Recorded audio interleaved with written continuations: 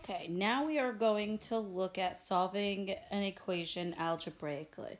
So as long as our tests are online, technically, there is no part to really show your work. So being able to do it graphically or algebraically is acceptable. Um, Please note for your SATs, there is obviously a no calculator section. For those of you who might go on to college next year, or for those of you going to calc next year, you will be required to take no calculator portions of either the tests or the AP exam, whatever your future brings for you. I know UConn has talked about going calculator free, just because taking away the calculator actually makes sure you fully understand the material. So they tend to give you easier problems that don't require the calculator, so to speak.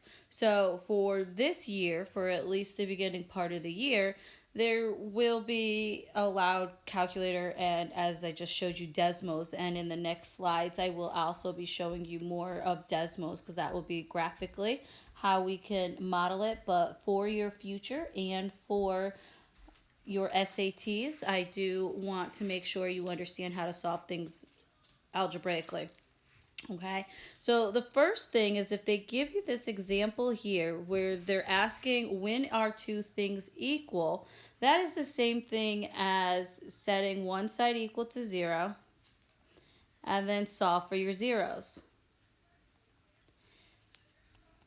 So even if we were to be solving this graphically, that would still be step number one. No matter whether you're doing this graphically or algebraically, you always want to get one side set to 0 in a case that looks like this. So here they already gave it to you. Now, there are different forms of algebraically. Some we will review this year, some we will learn this year, and others we will just kind of skip. So the quadratic formula is one that we will skip. We vaguely, shortly went over it last year. If you were the honors class, you probably went into it a little bit deeper than we did in college.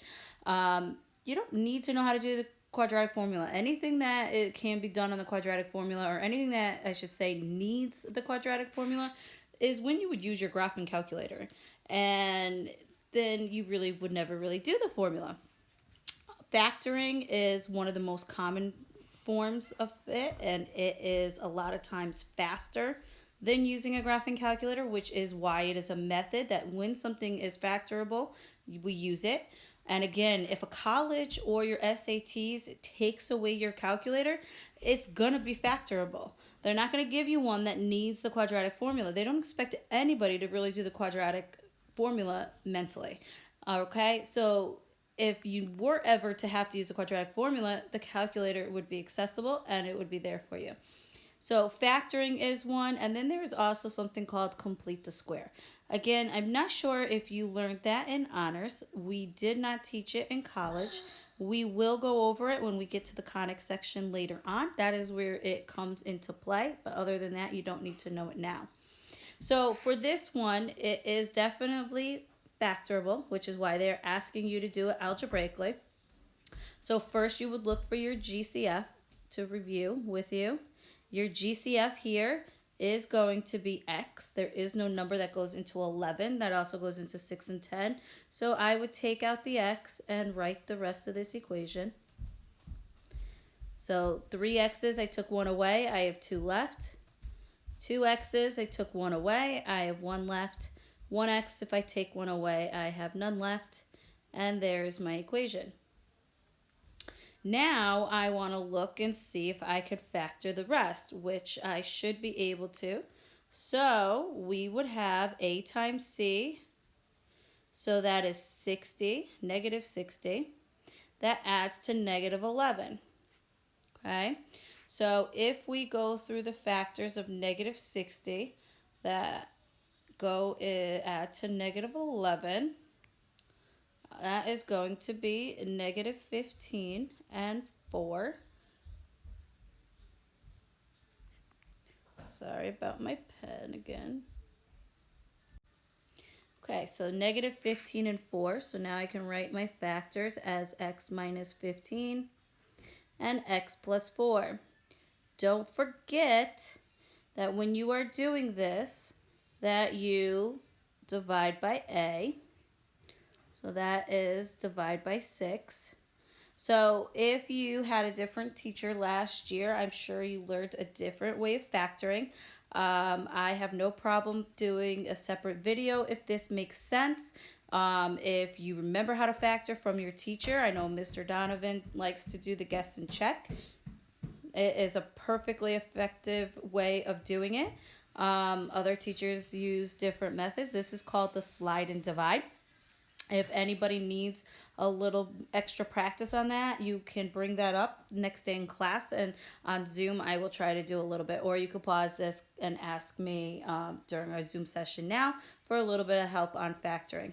Okay, so what we did here was first we took out the GCF, found the factors of a times c, that adds to b, and now we are dividing by a. So none of these are divisible, but we can reduce the fraction. So if I reduce 15 over 6, 15 over 6 is going to be 5 over 2. And if you remember, slide and divide, so that is 2x minus 5. And 4 over 6 will reduce to 2 over 3. So we slide that 3 out in front, and we have 3x plus 2. And those are all of my factors. Now, if you remember, after we have our factors, we set each of them equal to 0. So I suggest some of you might want to pause this, or I might need to do a little extra video on factoring. But hopefully you are going through. I can erase this example here. For anybody who is wanting to know the steps to my video or forgot them from last year, I am going to write them for you again. So step 1 is factor out your GCF. Remember, that is your greatest common factor. That's what we did here with the x. Then I like to make an x, which I always write what is a times c up here, what is b down here, and that helps me. Then you need to do 3 is find the factors of a times c, that adds to b.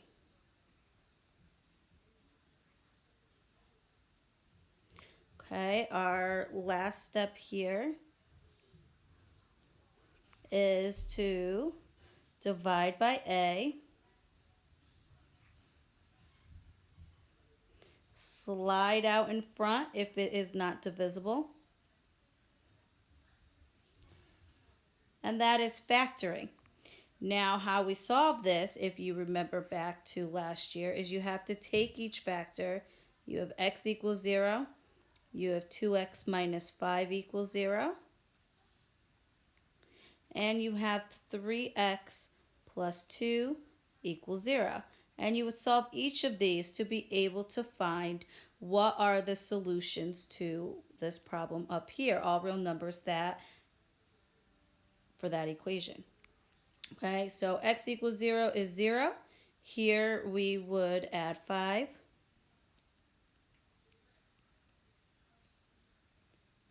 And then divide by 2. So x is equal to 5 over 2. Here we would subtract 2. And we'll have 3x equals negative 2. And divide by 3. And x is equal to negative 2/3. So those are our 3 real numbers that satisfy 6x to the third equal to 11x minus 2. Okay, so this next example is a little bit different because I'm not going to factor here. So here you would just solve it like a normal equation, basically PEMDAS backwards, right? So first I need to get rid of this square. In order to get that, I need to get this 3 out of the way. So I am going to do the opposite. What you do to one side, you do to the other.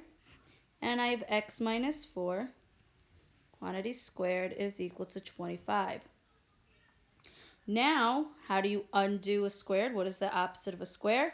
Square root. So again, what I do to one side, I do to the other. So this is x minus 4 is equal. Now remember, when you square root in an algebraic equation, you have to have both plus and minus 5. So really, this is two equations. I have x minus 4 is equal to 5, and x minus 4 is equal to a negative 5. Okay? And now you would solve each of these separately. So I'm going to add 4, and that is 9. And I'm going to add 4, and that is negative 1. And those are my two real numbers that satisfy this equation. So first you get one side equal to 0 if if you have x squared and an x term. You're going to need to get one side equal to 0. Okay, you might want to put that down in your notes right now. Anytime you see x squared and an x in there, there is no way to solve your equation any other way besides getting them on one side and factoring. If you notice here in this example, there is nowhere in here I have an x squared and an x. Therefore, I am able to solve using an equation. On the next couple of problems, you'll see as you start to try to get one side equal to 0 that you have different ways of solving. Okay, if you have any questions, again, we'll have the Zoom session, or next class we're going to have a lot more extra practice of this. So don't worry. When we are back in class, if you need more help factoring, I will help you on factoring. If you need more help just solving algebraically, I'll help you. I am guessing out of everything we're going to do today that this is probably going to be the most challenging for some and might be easy for others. And we will help each of you as we go through.